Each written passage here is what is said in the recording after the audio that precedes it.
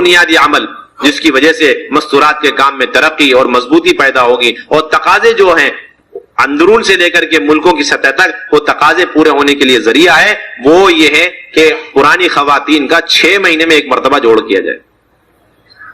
6 مہینے میں ایک مرتبہ جوڑ کیا جائے۔ اس میں پرانی خواتین میں عشرے والی، چلے والی بہنیں تو ضرور شریک ہوں گی۔ اب اس کی بھی اجازت ملی ہے کہ جن خواتین کا 3-4 مرتبہ سہروزہ لگا ہے اور جوڑ میں شرکت کرنے کی وجہ سے عشرے کے راستے نکل جائیں گے، عشرے کی ترغیب پیدا ہو جائے گی، ایسی سہروزہ کئی مرتبہ لگائی ہوئی بہنوں کو بھی ان جوڑوں میں دعوت دی جائے۔ عشرے والی، چلے والی خواتین کے ساتھ جن خواتین کا سہروزہ چند مرتبہ لگا ہے اور جوڑ میں شرکت کرنے کی وجہ سے ان کے لیے عشرے کے راستے کھل جائیں گے، ترغیب پیدا ہوگی، تو ایسی خواتین کو بھی جوڑ میں لایا جائے۔ ایک بنیادی بات یہ۔ دوسری بات یہ ہے کہ یہ جوڑ صرف اور صرف خواتین کا نہیں ہے، بلکہ اس جوڑ میں عشرے، چلے اور سہروزے والی بہنیں اپنے محرموں کے ساتھ شریک ہوں گے۔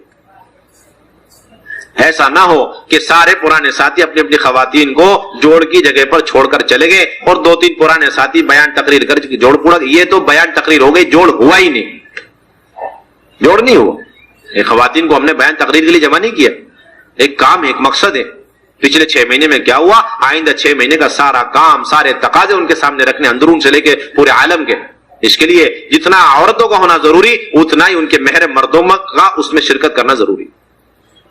اور تیسری بات یہ میرے بھائیو، دوستو، بزرگوں، اس میں تعداد بھی زیادہ نہیں اکٹھی کرنی، بلکہ 25, 30, 40 خواتین زیادہ سے زیادہ ایک جوڑ میں ہو جائے کافی۔ اگر کسی ضلع میں 100 پرانی بہنیں جس میں عشرے والی بھی ہیں، چلے والی بھی ہیں، سہروزہ والی کئی مرتبہ لگائی ہوئی ہیں، یہ سب ملا کے 100 ہیں، تو آپ 25 خواتین کا 4 جوڑ فرما لیں تاکہ کم سے کم خواتین اکٹھی ہوں اور کام زیادہ ہو سکے۔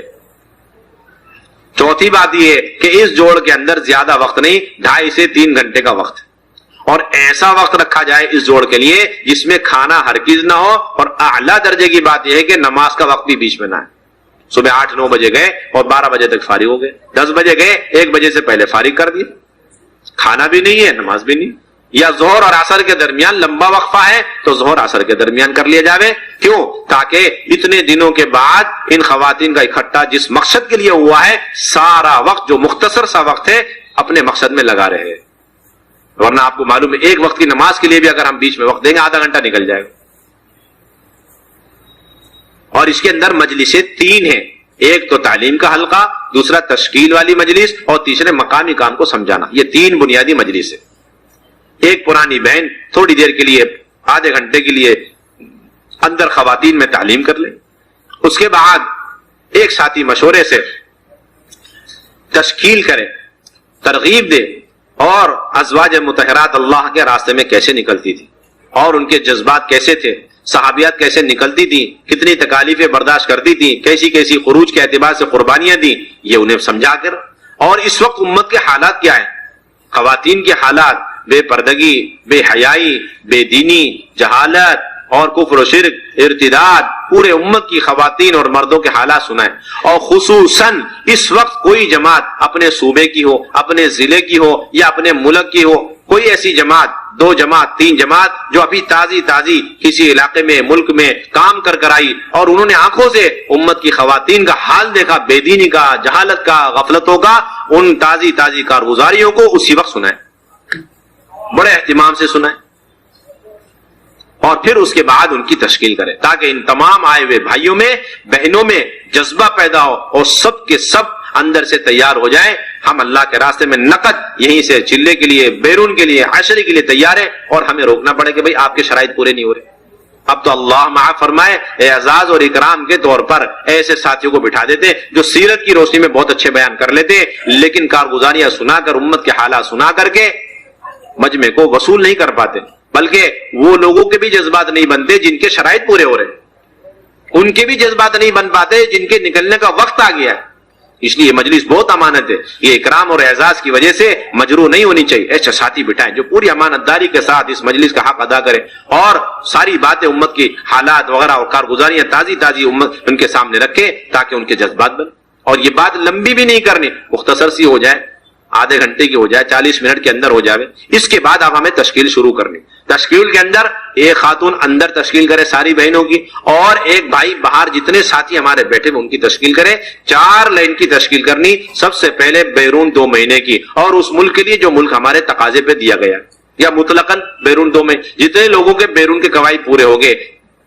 2 مرتبہ 3 مرتبہ ان کا الحمدللہ چلہ لگ گیا اور مقامی کام ترتیب کے ساتھ کر رہے ہیں، ان سارے بھائیوں کو امت کے حالات سنانے کی بنیاد پر نقد ان کو بیرون 2 مہینے کے لیے تیار کریں. اور اس کے بعد جن کا چلے کا وقت آ گیا ہے یا جن کے چلے کے شرط پوری ہو گئے انہیں چلے کے لیے کھڑا کریں، اور جن کے عشرے کے وقت آ گیا یا عشرے کے شرائط پورے ہو چکے انہیں عشرے کے لیے. باقی جتنا مجمع مچا ہوا کم سے کم انہیں سہ روزہ کے لیے تیار کریں. اور ان میں جو لوگ اپنی پوری جماعت بنا لیں اسے الگ سے لکھ لیں، اور جو اپنی جماعت نہیں بنا سکتے اپنی ذات سے تیار ہے تو ان کو فوراً یہیں بیٹھے بٹھائے جماعت بندی ان کی کر دیں.